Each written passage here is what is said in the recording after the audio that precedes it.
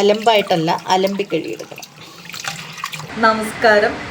നമുക്ക് നമ്മുടെ ജോലി സ്ഥലത്ത് നല്ല എനർജി ആയിട്ട് ജോലി ചെയ്യാൻ ഏത് രീതിയിലുള്ള ഫുഡ് കഴിക്കണം എന്നുള്ളതാണ്. കഴിക്കുന്ന ഫുഡിന് വാട്ടർ കണ്ടന്റ് കൂടുതലായിരിക്കണം, കലോറി കുറവായിരിക്കണം, എനർജി കൂടുതലായിരിക്കണം. ഇതാണ് നിങ്ങൾ ചിന്തിക്കേണ്ടത്.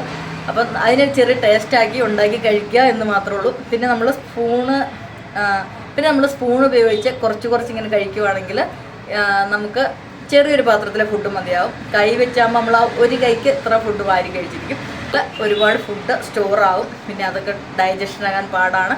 വിശക്കുണ്ടെങ്കിൽ അന്നേരം 2 ഫ്രൂട്ട്സോ എന്തെങ്കിലുമൊക്കെ നമുക്ക് കഴിക്കാം, അല്ലെങ്കിൽ ഇച്ചിരി നിലക്കടല കഴിക്കാം. അപ്പോൾ ഇത് പറഞ്ഞു പോയി എന്നേ ഉള്ളൂ. അപ്പോൾ ഇത് എന്നാണെന്ന് ചോദിച്ചാൽ ഇതാണ് നമുക്ക് ഏറ്റവും സേഫായ മാർഗം നമ്മളെ ബോഡീനെ ഹെൽത്തിനെയൊക്കെ സംരക്ഷിക്കാനായിട്ട്. അപ്പോൾ നിങ്ങൾ ഇതിൻ്റെ ഒരു വീഡിയോ ആണ് ഞാനിന്ന് ഷെയർ ചെയ്യുന്നത്. എളുപ്പമാണ്, ഒന്ന് കാണുക, ട്രൈ ചെയ്ത് നോക്കുക. കൂടുതൽ വർത്തമാനം പറഞ്ഞ സമയങ്ങളുള്ള എല്ലാവരും ഹെൽത്തായിട്ടിരിക്കട്ടെ. Thank you.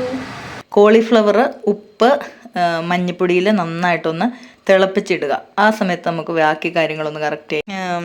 കോളിഫ്ലവർ മഞ്ഞപ്പൊടിയൊക്കെ ഇട്ട് വിഷമൊക്കെ പോകാനായിട്ട് തിളപ്പിച്ച് വെച്ചു, ഉപ്പൊക്കെ ഇട്ട്.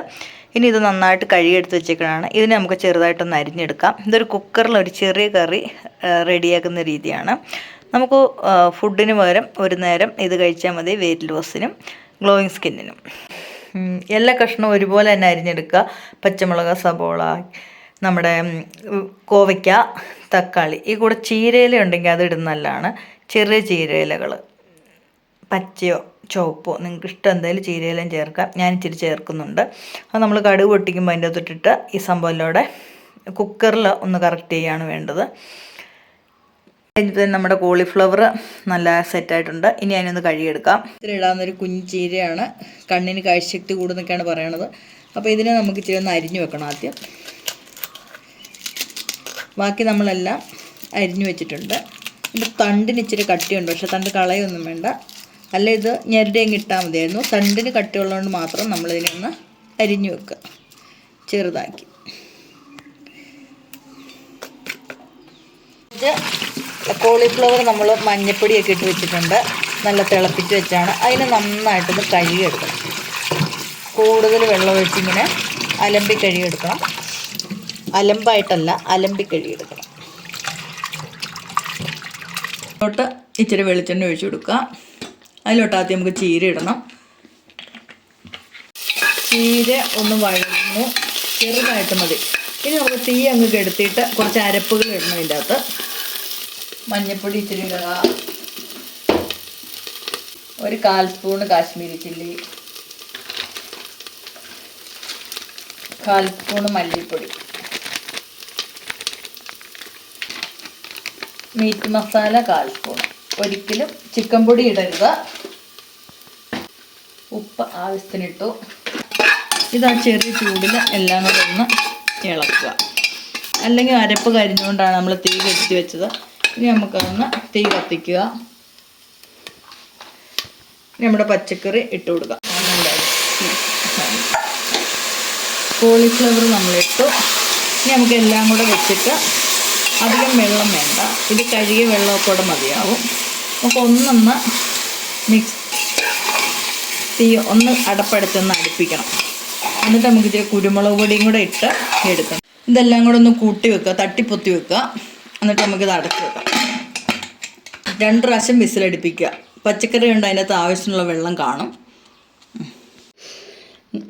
നമ്മുടെ കുരുമുളക് പൊടിയുണ്ട്, ചതഞ്ഞ് ഇങ്ങനെ തരിതരിപ്പായിട്ട് പൊടിഞ്ഞിരിക്കണം. ഒരുപാട് പൊടിയരുത്, ചെറുതായിട്ട് പൊടിയുക. കുക്കറിൽ നമ്മൾ ഗ്യാസ് വെച്ചു 2 പ്രാവശ്യം അടിച്ചിട്ടാണ് പച്ചക്കറി എടുക്കേണ്ടത്. ഇനി നമുക്കതിനെ നന്നായിട്ടൊന്ന് ഇളക്കി കൂട്ടണം. ഇളക്കുമ്പോൾ ഉപ്പൊക്കെ കറക്റ്റാണോ എന്ന് നോക്കുക. ഇതിന് ഏകദേശം ഉപ്പൊക്കെ ഉണ്ട്. ഇതൊരു കുഴവൻ കറി പോലെയാണ് ഇരിക്കേണ്ടത്. ഇനി നമുക്കിത് ലൈറ്റ് എണ്ണ ഒഴിക്കുക. അരപ്പിന് ആവശ്യമുള്ള ഉപ്പ് മാത്രം ഇടുക. നമ്മൾ പച്ചക്കറിക്കുള്ള ഉപ്പ് ഇട്ടിട്ടുണ്ട്. ഇനി അങ്ങോട്ട് കുരുമുളക് ഇട്ട് കൊടുത്തു. അന്നേരം തന്നെ ഇളക്കുക. നമ്മുടെ പച്ചക്കറി ഇട്ട് കൊടുക്കുക. കുരുമുളക് ഉണങ്ങിപ്പോയാൽ വേറെ ടേസ്റ്റാണ്, അതുകൊണ്ടാണ്. ഇനി നന്നായിട്ട് ഇളക്കുക. എന്നിട്ട് നമുക്ക് ഉപയോഗിക്കാവുന്നതാണ്.